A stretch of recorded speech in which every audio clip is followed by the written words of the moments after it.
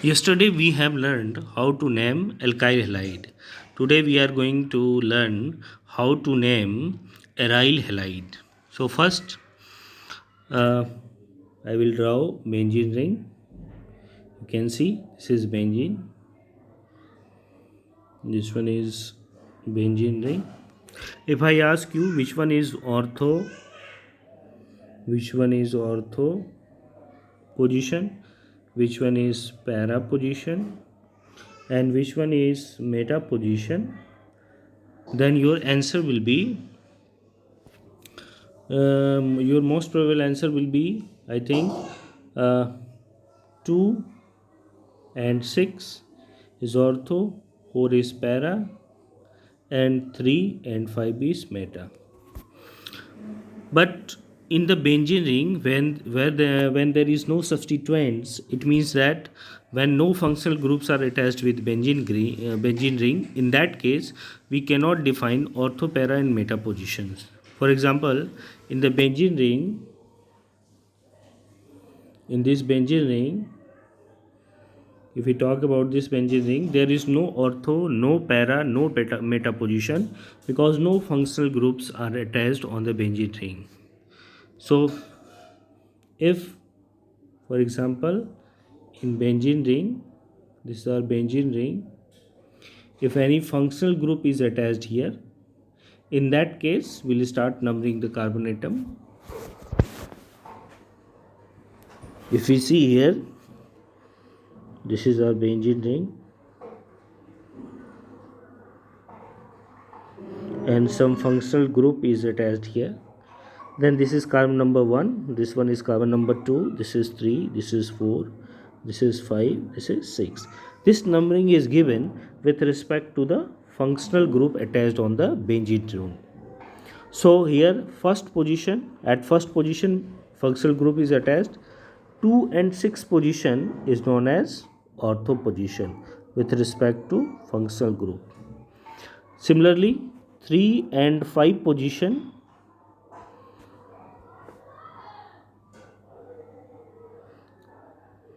ortho position, this is our benzene ring group. 2 and 6 is ortho positions. 3, this one is carbon number 3, 1, 2, 3, 4, 5 and 6. This 3 and 5 position is known as meta position, and this 4 position is known as para position.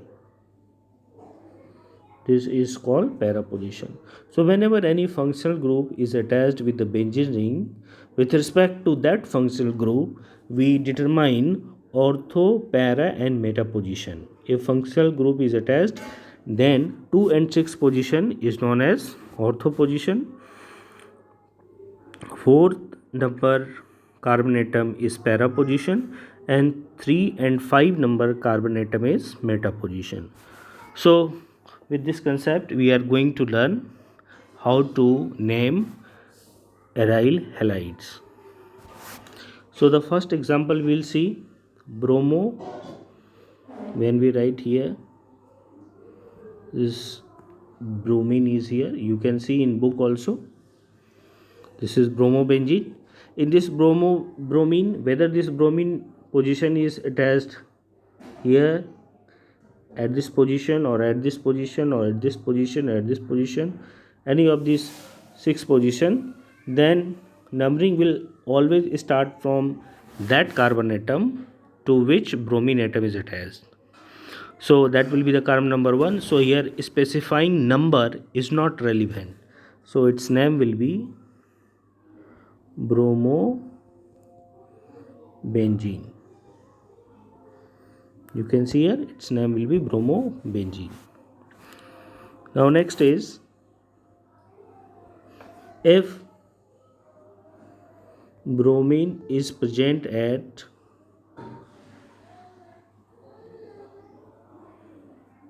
suppose first and second position, this one is carbon number 1, this one is carbon number 2.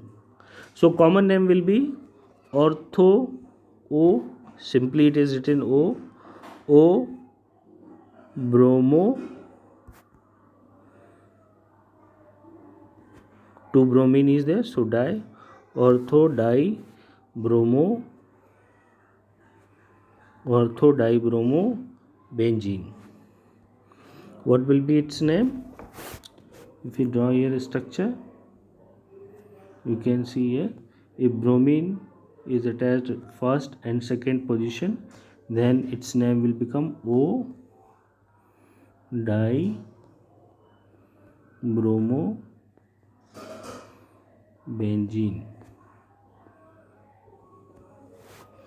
If it is attached at first and third position, as you can see here, if it is attached at first and third position, here Br is there and this third position, then you know that third number carbon atom is meta position, so its name will become M dibromo benzene. M dibromobenzene name you can see here.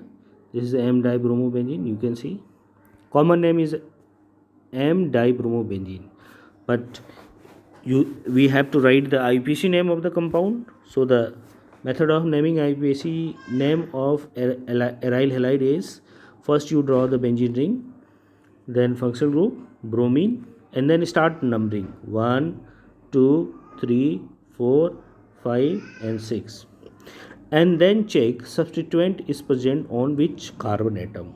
Suppose if substituent is present at carbon number 3rd, here is given in the book, you can see example, carbon number 3rd bromine is present, this is the benzene ring and here is the another bromine. So you may give either this one first number or this one first number, anyone you can give number 1, because all carbon atoms are equivalent and all positions are equivalent. If this is 1, then this one will be 2, this one will be 3, this one will be 4, this one will be 5 and this one will be 6. Now you may ask one question, that why we are going in anti-clockwise direction, we can go in clockwise direction, means you may ask this, commonly this doubt arises, that sir, you have started counting like this, why not to count like this, 1, 2, 3, 4, 5 and 6, why not to count like this? Then answer is, if you count by this way, if you are going by this way, then your substituent is coming at C5 position, and if we count in this way, you can see here, if we count carbon atom 1, 2, Br is here also Br is attached, 1, 2, 3, 4, 5, 6. If we are going in this way, then you can see our Br is coming at carbon number 3. We always prefer giving number in that way where substituent is getting least position. So you can see that if we are going anti-clockwise direction, then we are getting substituent at 3rd position, and if we are going clockwise direction, then we are getting substituent at 5 position. That's why we are following here anti-clockwise direction. So now here we will write the name. Our first bromine is at 1st position and second bromine is at 3rd position. So we will write name, IUPAC name will be 1, 3. And how many bromines are there? 2. So we will write di, and then we will write bromo because bromine is there, and then we will write benzene. So you can see this way we can write the name of compound. Now see another example. In another example, we have substituent at 3 position. First substituent is here. Now you may assume this one as carbon number 1. This one is another substituent Br. This you may assume carbon number 3. This will be 2. And then another substituent at this position. So 4 and 5 and then 6. You may, in this case, whether you go clockwise direction or anti-clockwise direction, position of substituents are not changing. Suppose if we are going like this, if we are going in this direction 1, then this one will become carbon number 2, this one will become 3. Its position is not changed whether we are going from clockwise or anti-clockwise. Then this one will become 4, this one will become 5. Again, there is no change. We are getting bromine at 1, 3 and 5 position. There is no significant change in position of bromine whether we start our counting from clockwise direction or anti-clockwise direction. So we'll write the position of each bromine atom here. So our first bromine, first one, second bromine is at third position and next bromine is at 5 position.